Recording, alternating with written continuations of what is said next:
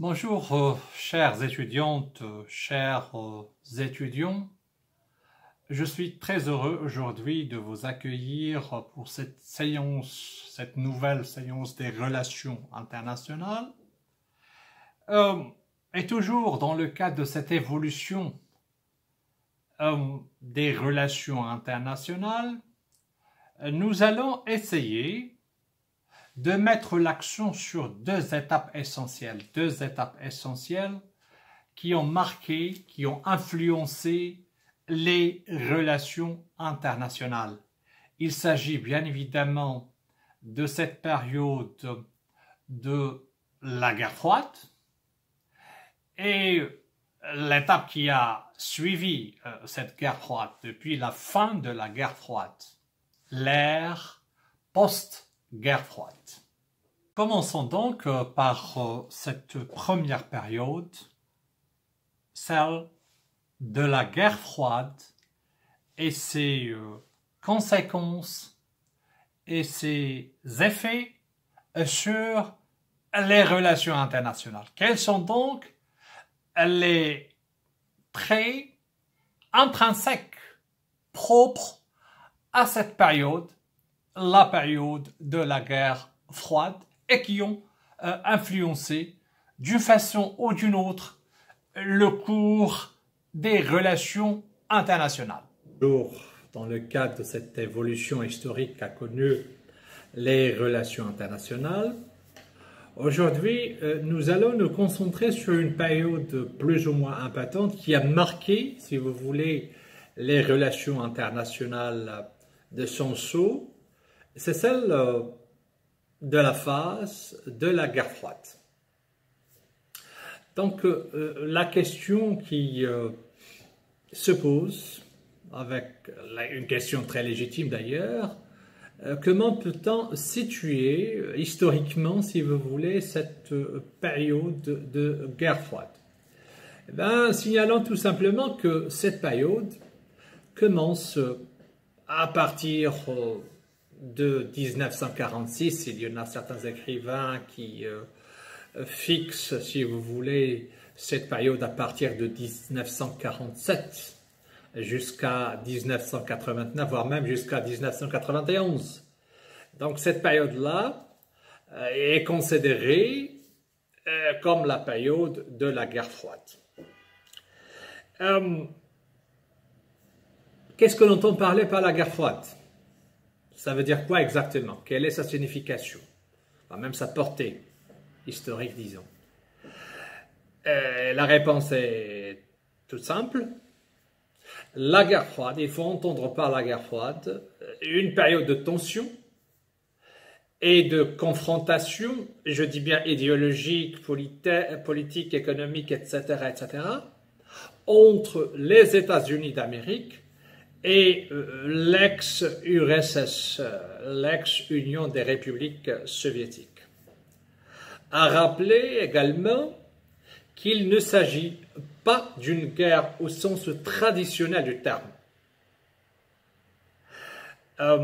Donc, disons tout simplement que cette guerre s'installait progressivement à partir de la fin de la Seconde Guerre mondiale et dure le temps, bien évidemment, jusqu'à la chute des régimes, disons, communistes, entre guillemets, en Europe en 1989. Je vous rappelle tout simplement que le monde était ponctué de crises diverses, ici et là, des crises périphériques surtout, au Vietnam, en Corée, etc., etc., sans que les deux géants, je veux dire les États-Unis d'Amérique et l'ex-URSS, les deux superpuissances, sans que ces deux géants ne se déclarent la guerre entre eux directement. Donc il s'agit beaucoup plus d'une guerre interposée ici et là. Loin de prétendre, chères étudiantes, chers étudiants, de pouvoir, et à travers ce rappel, si vous voulez, des données caractérisant cette période de la guerre froide, analyser, va même mettre en relief toutes les données de cette période. Bien évidemment, au contraire, on va essayer de se contenter de dresser, c'est on peut dire un bilan plus ou moins succinct de cette guerre froide et surtout de voir quel a été l'impact, quels ont été les effets de cette période pour ce qui est de l'évolution des relations internationales. En fait, comme je l'ai déjà signalé, la nature de la guerre froide était diverse, voire même variée, allant du politique, l'idéologique, l'économique, le militaire, l'idéologique, 3 pas de suspension, voire même jusqu'à la compétition technologique, allusion faite à la course aux armements entre les deux camps antagonistes, voire même il y avait des conflits ouverts et délocalisés. Il y avait la guerre de Corée de 1950-1953, la guerre du Vietnam de 1955 à 1975, la guerre d'Indochine également. Tous ces exemples illustrent qu'il s'agit bien évidemment voilà, des manifestations éloquentes, si vous voulez, de cette guerre froide. Ce qui est frappant de constater également, c'est que l'une des manifestations de cette guerre froide était la division du monde en 2 blocs antagonistes. Il y avait l'Ouest, qui est dominé par les États-Unis d'Amérique et leurs alliés, prenant quelques normes et valeurs d'ordre libéral, telles que la démocratie libérale, l'économie du marché, les droits de l'homme, etc., etc. Et un bloc totalement opposé, c'est celui de l'Est, qui était dominé par l'ex-URSS et leurs alliés, qui préconisaient, si vous voulez, une démocratie populaire totalement différente de cette fameuse démocratie libérale.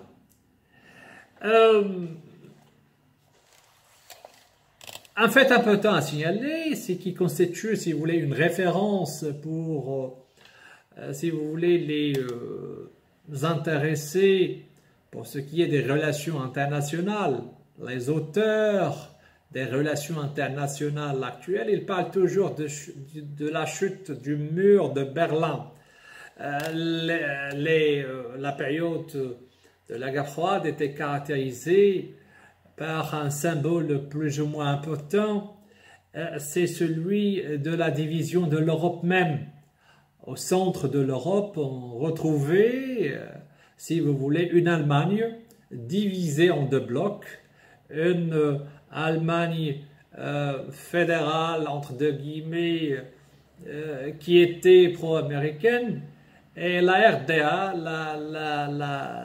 l'Allemagne démocratique, entre 2 guillemets, qui était pour les soviétiques. Donc ce mur de Berlin qui a chuté aujourd'hui, l'Allemagne est aujourd'hui unifiée, donc ce mur était un symbole, si vous voulez, de cette division du monde à l'époque entre un bloc ouest et un bloc est. Aujourd'hui, on parle toujours, on met référence, on se réfère à la chute du mur de Berlin pour parler d'une période qui a heureusement été dépassée par, si vous voulez, les relations internationales. Autrement dit, cette période revêt un intérêt purement historique. Je parlais de l'Europe. Il faut dire que voilà, la guerre froide également, il y avait des conflits un peu partout propagés, sinon éclatés. L'Asie comme on l'a signalé, était un exemple beaucoup plus concret. Et je veux dire que voilà, l'une des concrétisations les plus importantes de cette division, de cette période de guerre froide, était militaire également. Il y avait un OTAN, et qui existait toujours, organisation du traité nord-atlantique qui a été créée en 1949. Il y avait également ce pacte de Varsovie en 1957 qui a été créé par le bloc de l'ex-URSS. Il y avait toujours cette course aux armements qui a largement imprégné les relations entre les deux géants. Autant d'éléments, si vous voulez, qui caractérisaient les relations internationales de l'époque, je veux dire cette période de guerre froide. Il faut dire, chers étudiants, que l'histoire des relations internationales reste très mouvementée, très influencée par une époque donnée. Évoquer, insister même sur la période de la guerre froide ne veut pas dire que le système international n'a connu que des affrontements entre les deux blocs. Il faut ajouter un fait très important, c'est que l'histoire des relations internationales était encore également, je veux dire, imprégnée, influencée par cette période de détente lors de cette fameuse guerre froide. Donc, je veux dire que voilà, il y avait des périodes de détente, voire même de coexistence pacifique, surtout au lendemain de la crise des fusées de Cuba. C'était en 1962.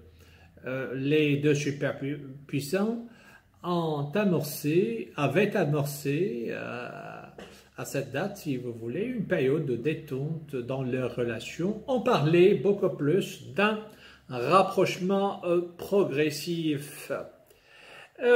Donc, cette période dès 1962, dès 1963, on assistait à une ère tout à fait nouvelle de rapprochement, voire de coopération.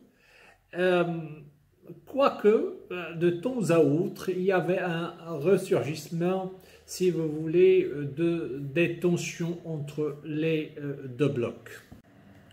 Il faut dire que voilà un fait très important qui a encore influencé de son côté, si vous voulez, le cours des relations, l'évolution, le développement même des relations internationales, était l'émergence des pays du tiers-monde, qui exerçaient, si vous voulez, une influence croissante pour ce qui est de cet antagonisme Est-Ouest.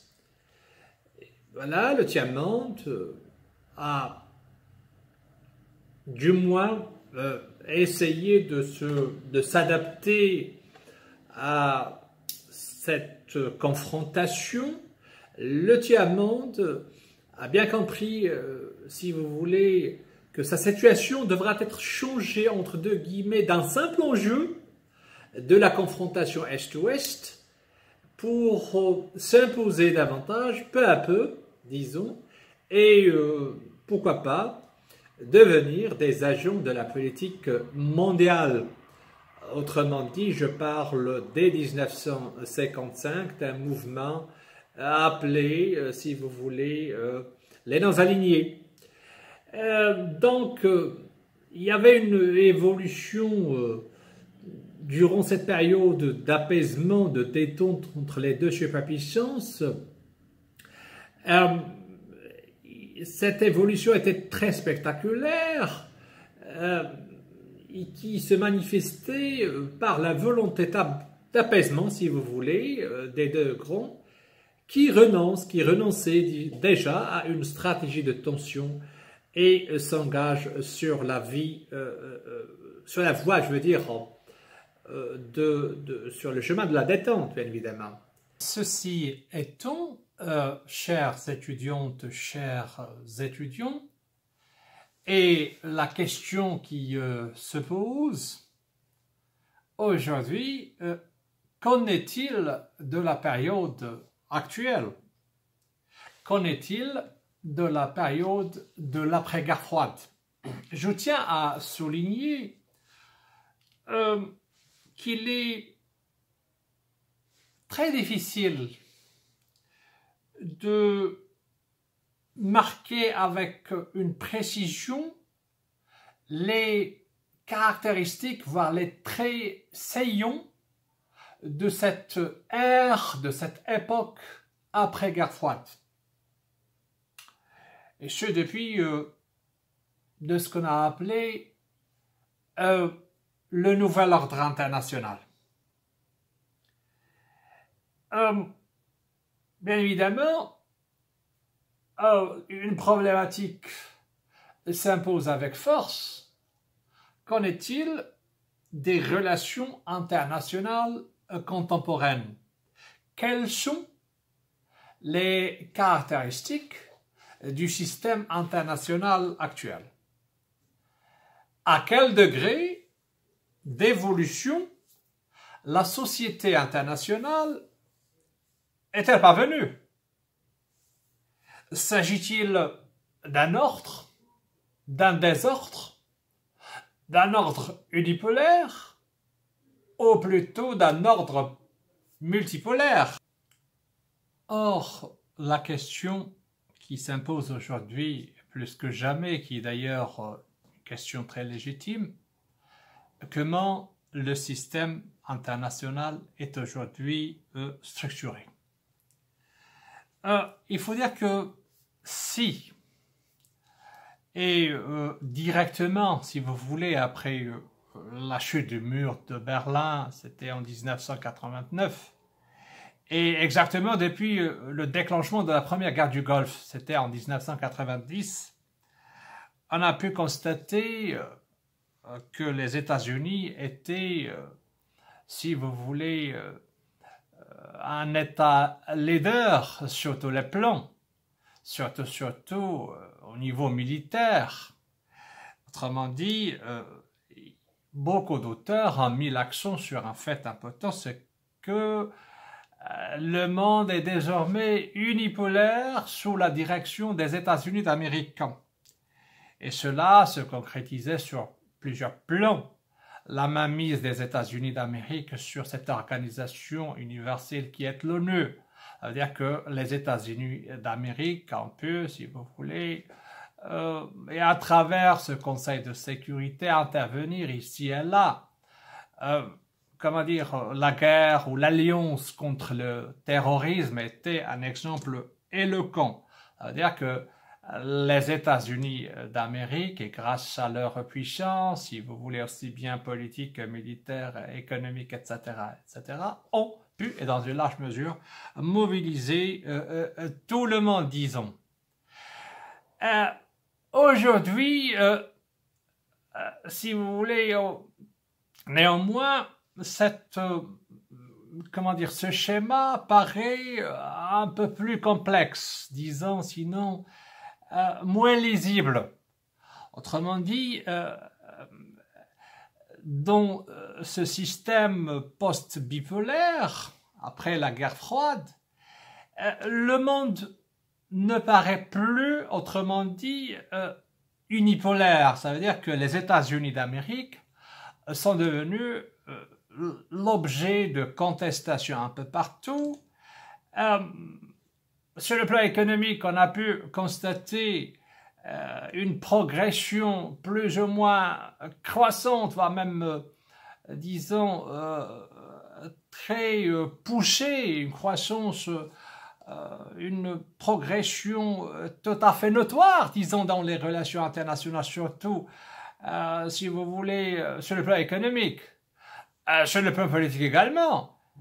Il ne faut pas oublier que voilà, leur position, la position des États-Unis face à la Russie lors de la crise syrienne paraît en quelque sorte reléguée au second plan. Donc, il y a un peu partout, si vous voulez, des puissances qui émergent ici et là et qui contestent, et dans une large mesure, si vous voulez, cette puissance américaine. Il faut dire que plusieurs hypothèses ont été proposées pour ce qui est de ce système international.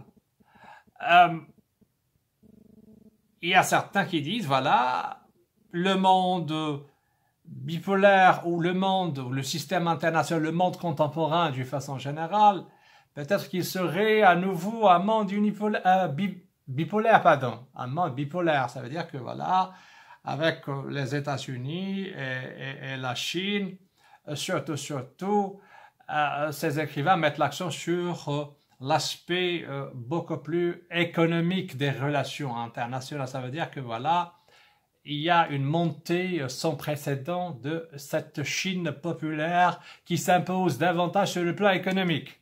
Et peut-être qu'il sera un jour une puissance sur le plan politique.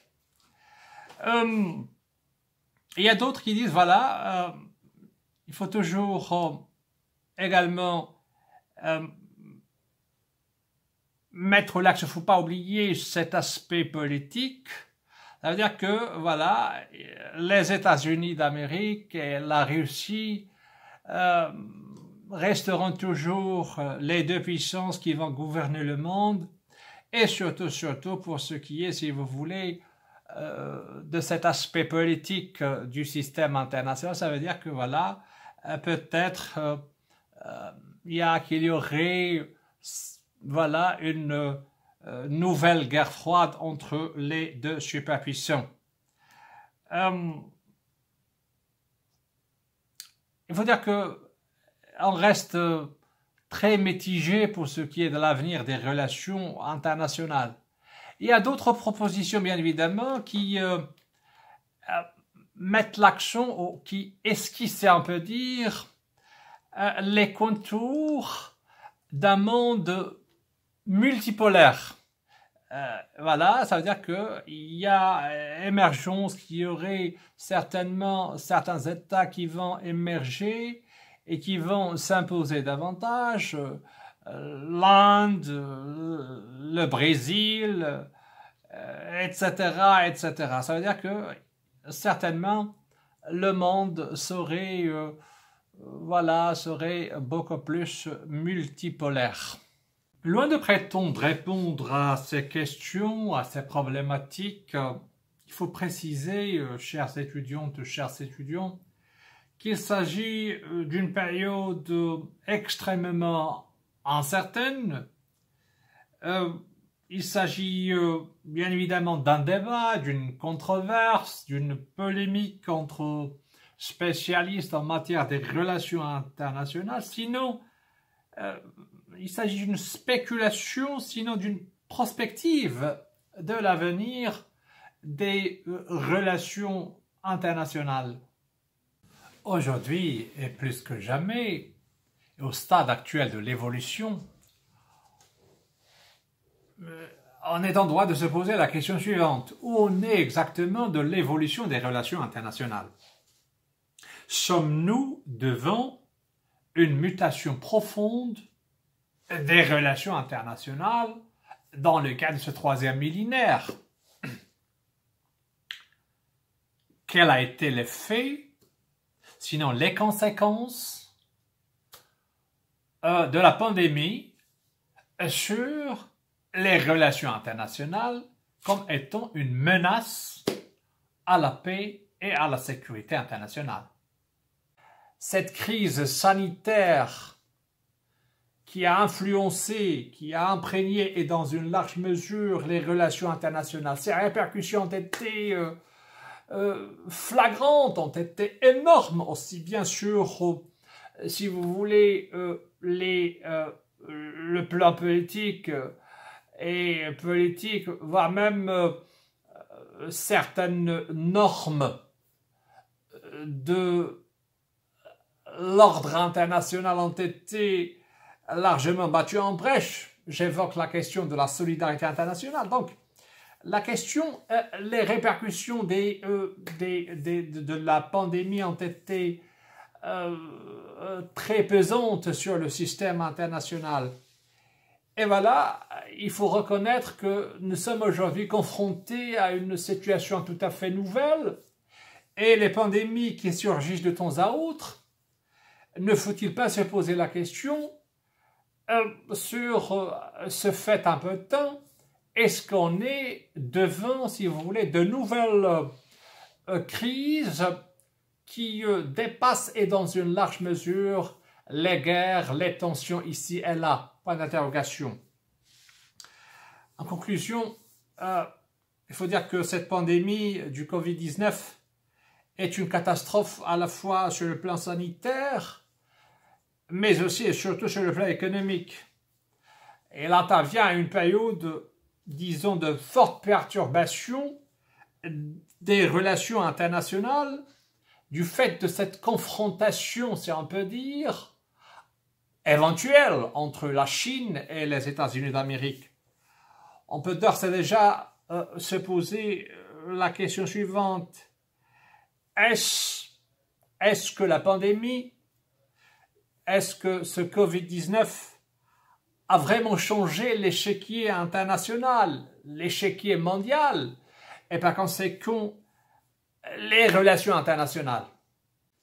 Il ne faut pas comprendre, chères étudiantes, chers étudiants, et à travers mes propos, que je résume les crises qui secouent aujourd'hui les relations internationales en une seule crise, en cette pandémie exactement. Bref, le monde est plus ou moins confronté à des crises multiples, voire diverses, et qui acquièrent, à mon sens, une attention tout à fait particulière. Il y a des challenges auxquels le système international est confronté.